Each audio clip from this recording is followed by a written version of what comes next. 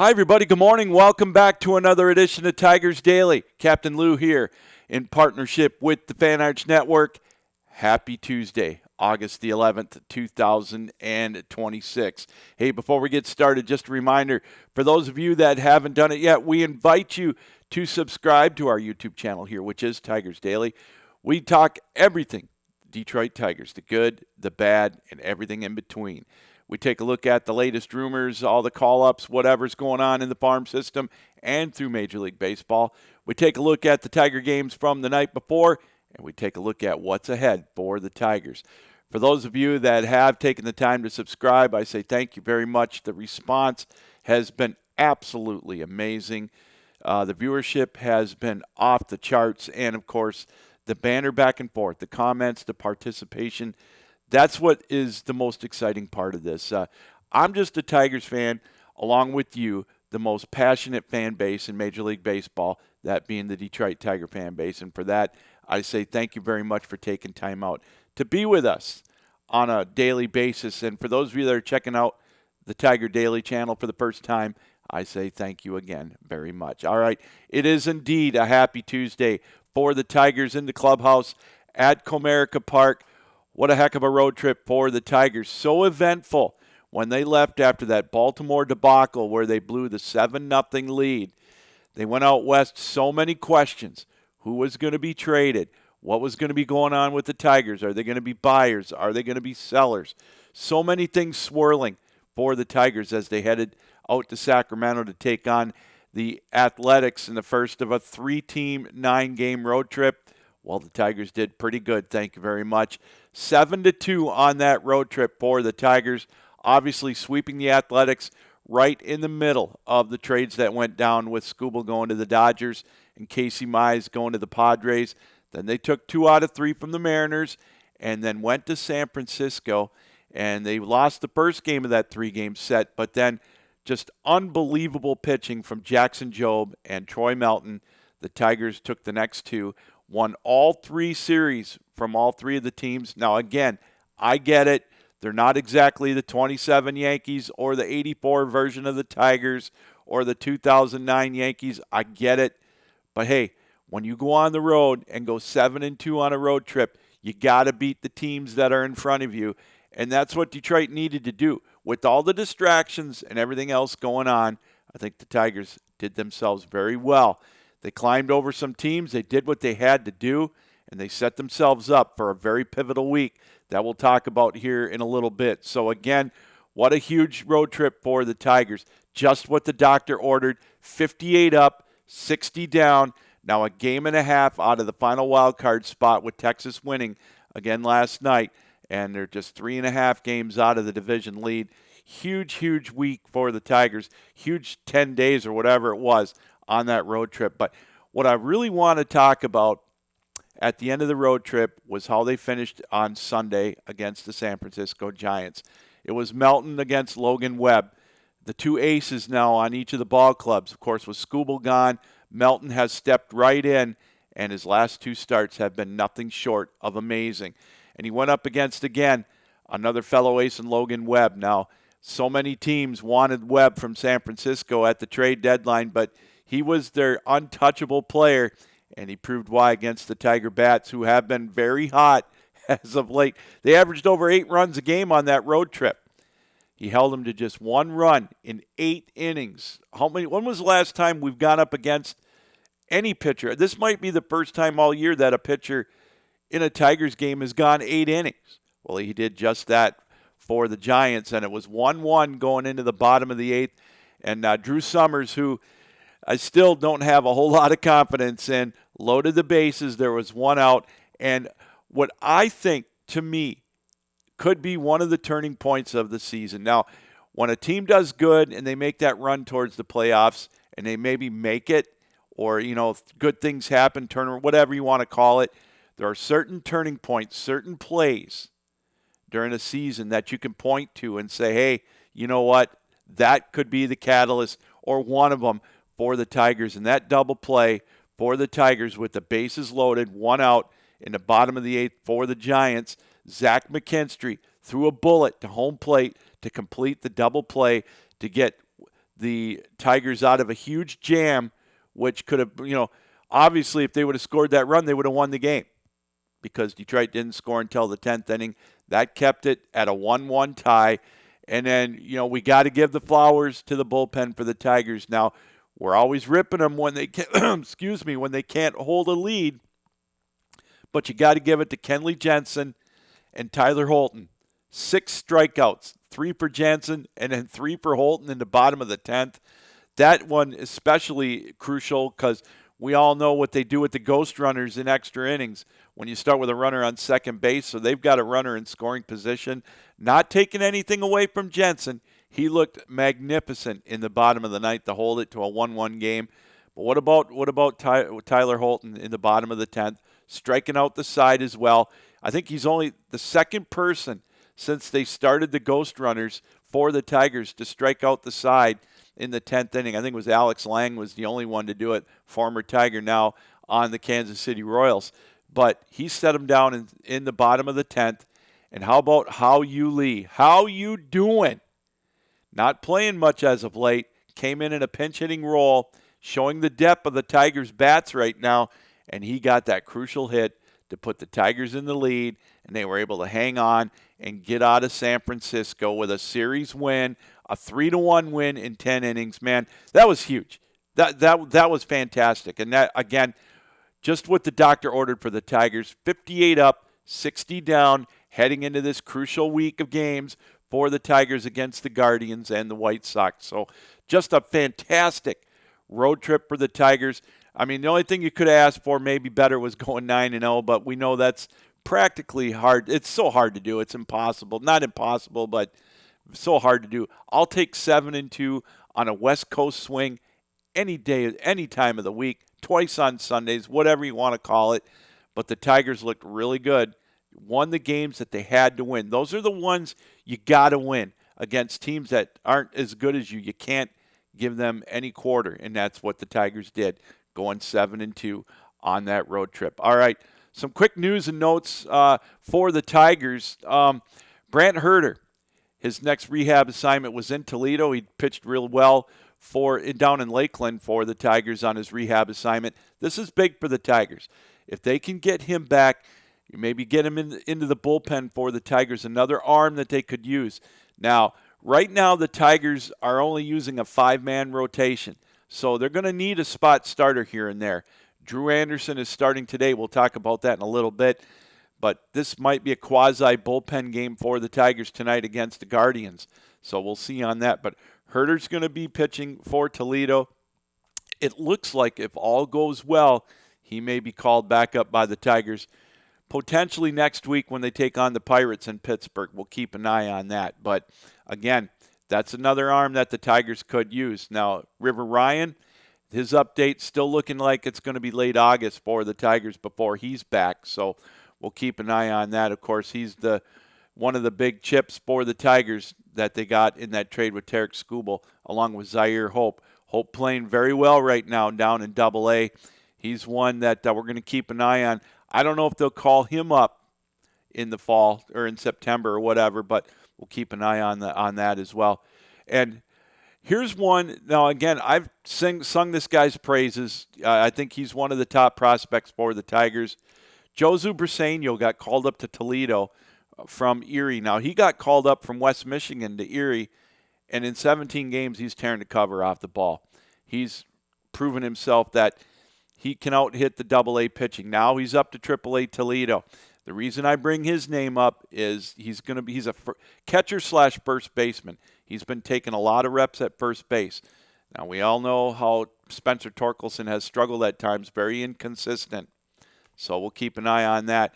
I think Briseño's got a good shot maybe of making the parent club next year, but he's one to keep an eye on in the Tigers farm system right now as he got called up to Triple-A Toledo. We'll see what he does with the Mud Hens from here on out. I don't see him getting a call up to Detroit in the fall. I think they'll probably keep him in Toledo the rest of the year, but that's one to keep an eye on for the future in 2027, along with Zaire Hope. It's looking good in the Tiger farm system right now. And, and again, the other one to keep an eye on, River Ryan, one of the benchmarks in that trade for the Tigers as far as immediate help in the stretch drive. He comes off that hamstring injury. We'll see when they call him up. Once we get further updates on him, obviously we'll pass those along to you here on Tigers Daily. All right, and then one other injury report. It looks like that Kerry Carpenter is now taking swings. He'll start his rehab stint a little bit later on this week.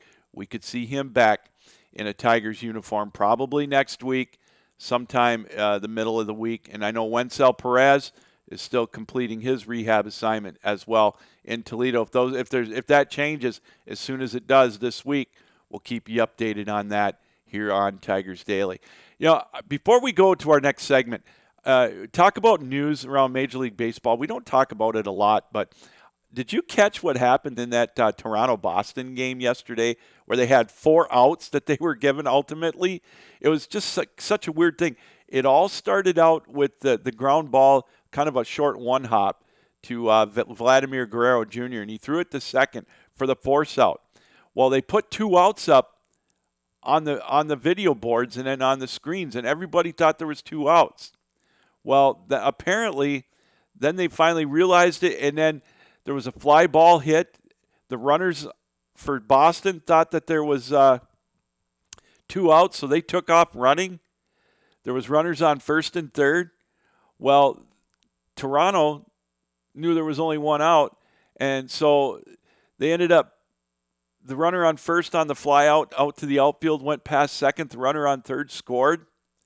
Well, it turned out that they appealed it to first, but for the third out or something, but they couldn't. There was some other ruling where the run counted, and they couldn't appeal that because all the players on Toronto crossed the third base line, and once you do that, you can't make an appeal or you can't challenge a play. Confusing. All I know is there was 4 outs, and Boston got the benefit of an extra out. Now, I may not have explained it 100% well, but the bottom line was they got an extra out, and they got a run because of it. As it turns out, it didn't make a difference.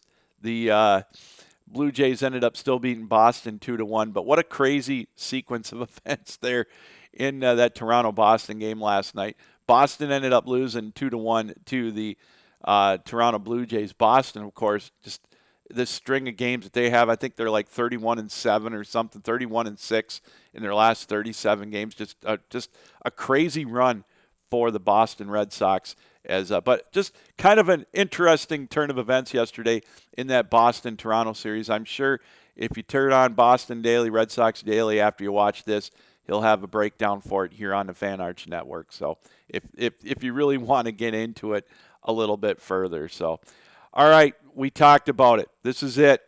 We pointed to this last week. We pointed to it a couple of weeks ago. This is the crucial week for the Tigers. First up, the Cleveland Guardians, then the Chicago White Sox. 6 straight starting today for the Tigers. Then they go on the road to Pittsburgh and Kansas City for 6. So a crucial stretch for the Tigers begins tonight. Drew Anderson is going to be on the bump for the Tigers as he'll go up against Tanner Bibby. Bibby, not a great record so far this year, but when these two teams play, you could throw the records out. It doesn't matter. There's no love lost between these two teams, and this is such a huge, huge series with the Tigers and Indians. Now, Guardians, rather. The Tigers are ahead of the Guardians by a half a game going into this series. Now, not so long ago, Detroit was like 14 or 12 and a half games behind the Cleveland Guardians. I think that was as of June 1st. So that tells you the climb that the Tigers have made since June 1st and the decline that the Guardians have made. So it's just a tale of the fortunes have gone just a total 180 for both teams. But you can throw all that out now.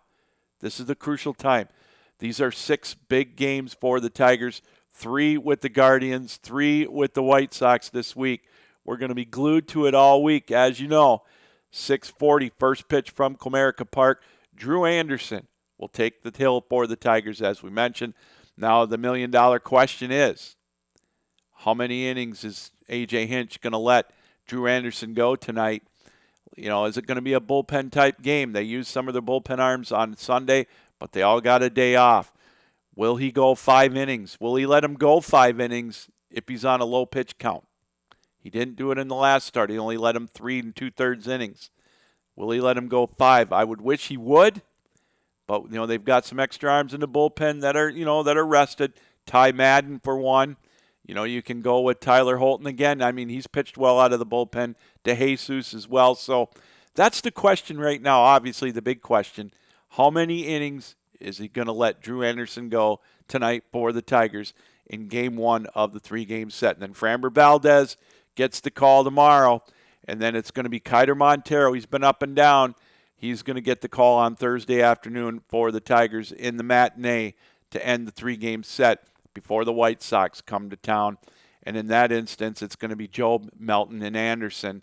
Those are the 3 against the White Sox. But the task at hand tonight, obviously, is going to be Drew Anderson against Bibby. 6:40 first pitch from Comerica Park. Looks like the weather's going to hold out. Let's hope it does for the Tigers and the Guardians. The first of 3 with that wild card spot dangling in the balance. Texas holding on to it. We'll go through the standings here in a moment. So again, this is what we've been looking for. The Tigers to have a chance here in August, on August 11th.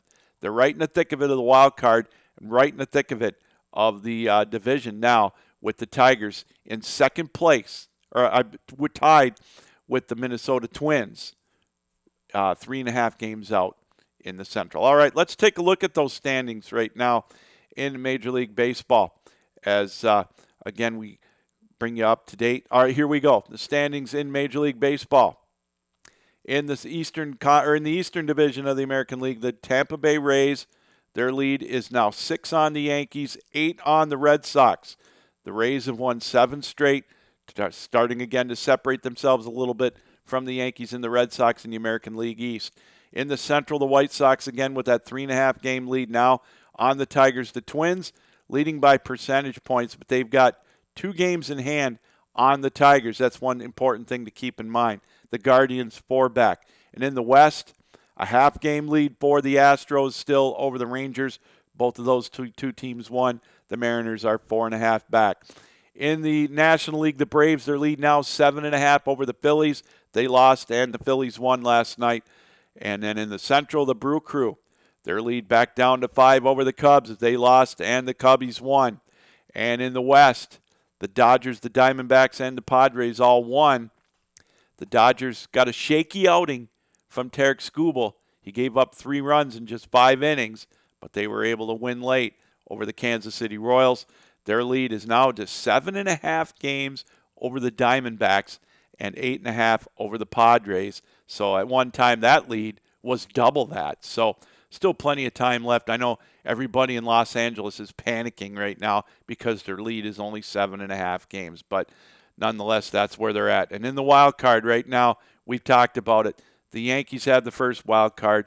Boston has the second. Texas right now, the all-important position for Tigers fans, all of us fans, keeping an eye on the Rangers. They won again, so they're now a game over 500 for that last playoff spot. The Twins and the Tigers are both a game and a half out. The Guardians are 2. The Baltimore Orioles are now 3 back.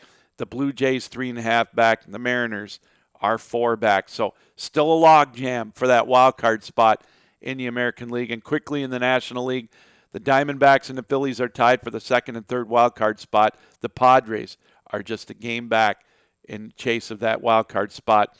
And the Marlins are 3.5 back. Believe it or not, they still have an opportunity, one of the surprise teams in Major League Baseball. So, and some of the numbers that I kind of wanted to keep an eye on here for the Tigers. Now, again, playing well, 7-2 on that road trip. And despite that, Riley Green is only hitting $158. The Tigers averaged 8.8 runs over the last 2 weeks, by the way. And so despite Riley Green only hitting 158 and Gleyber Torres hitting 213. Now, obviously, there's a couple of ways to look at that. If you look at it on the good side, which I like to do, I'm trying to look at it positive for Riley Green anyways. He's about due to break out. Only batting 158. The Tigers still won 7 out of 9. And if you want to look at it on the negative side, are you worried that he's going to continue to be in that slump the rest of the year? He's due to break out, in my opinion. So He only hit 158 in that stretch over the last couple of weeks, where the Tigers averaged a tick under 9 runs. And Gleyber Torres only hitting 213. So, and here's a weird stat. The Tigers have struggled against their former teammates in the last 4 years. They're only batting 189 against pitchers that used to be on their team. That's crazy, but that's over the last 4 years. Just a couple of interesting stats to bring you. But here's the important number that we've been keeping an eye on all year for the Tigers. To get to 85 wins, that's been the benchmark that we've talked about ever since we started the program here. 85 and 77, more than likely the benchmark. That'll get you a playoff spot in the American League, and who knows, it may even win the division. Right now, the Tigers are 58 and 60. So to get to 85 and 77, from here on out, the Tigers have to play 27 and 17 ball to get to 85 and 77. To get to 83 and 79, obviously, that might get you in to the playoffs. I think the consensus really is probably 85, maybe 84. But if they get to 83 and 79 with an outside shot to get in on that, they would have to go 25 and 19, or 25 and 19 to get to 83 and 79. That might get you in, but I'd feel a lot more comfortable if Detroit were to get to 85 and 77. That means they got to play 10 games over 500 in these last 44 games starting tonight. All right, finally, like we like to do here on the show, let's take a look at some of the comments. And here's one that I saw that Chimchu 3232 brought this up. And they said, I don't like the salary cap. I think it's a bad idea, especially for baseball. Here's a suggestion that they brought up.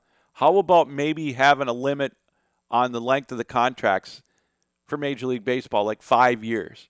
I like that idea. I think they're in the minority as far as not wanting a cap. I think most folks that have commented on our comments, which again, I appreciate everybody taking the time out to do that. Most of the folks I think are in favor of a cap right now, which is kind of crazy. That means a lot of you are siding with, maybe not necessarily siding with the owners, but you think that might be better for baseball with the escalating salaries and keeping some of the smaller market teams maybe with a shot. But their idea about the contracts, I think, is really good, and I like that. Or I beg your pardon, I got this mixed up. Chimchu 3232. What their idea was that, maybe make more emphasis on the farm system, and I was going to get into that, so I got the commenters backwards. BK Justice 9390. They brought it up about the contracts maybe being at most a 5-year deal. I like that. And their point is the players won't accept a salary cap. And you might be right. And this is going to be, again, such a contentious off-season in Major League Baseball. But I want to straighten that out. I apologize again. BK Justice 3390 talking about potentially just putting a cap, if you will, on the length of the contracts that these Major League ball players are getting. Some of them getting 8, 9, 10-year contracts, keeping it maybe at 5 years. I love that idea. I think that's a great idea, and hopefully they can do something about that. And Chimchu 3232, their idea going back to the better farm systems. And again, it all comes down, in the long run, it does come down to that because, and they brought up a good point. Look at the Mets. They're horrible. And they spend just about as much money as anybody besides the Dodgers. Now, the Dodgers not only spend money, but they've got a fantastic farm system. The Rays do. Milwaukee does. So, and those two teams are small market right there. So, you got to, it all boils down to how you develop your players, too. Now, obviously, you got to be able to get some free agents, sprinkle those in and make some decent trades. But the bulk of them, that's how the Astros got good in the last decade. They were so bad. And then the White Sox with their turnaround right now, I mean, their homegrown talent is starting to come up and starting to make some hay. So again, I think that's a great point by both of those folks. The contracts, maybe cap them at 5 years, and then it all boils down to, in most instances, the farm system. So just a couple of the comments from our listeners here and our viewers, and we appreciate all the input as well. But again, A lot of you still think a bullpen is what's needed.